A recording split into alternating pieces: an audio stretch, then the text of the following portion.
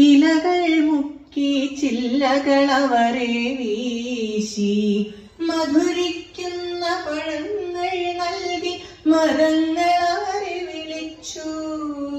തണുത്ത കാറ്റിൽ ഇലകൾ മുക്കി ചില്ലകളവരെ വീശി. നാട്ടുകിളികളിൽ ചിലരിതു കണ്ട് കലപില കൂട്ടാനെത്തി. നാട്ടുകിളികളിൽ ചിലരിതു കണ്ട് കലപില കൂട്ടാനെത്തി. പരദേശികളാ പറവകളിവിടെ ചേക്കേറരുതെന്നായി.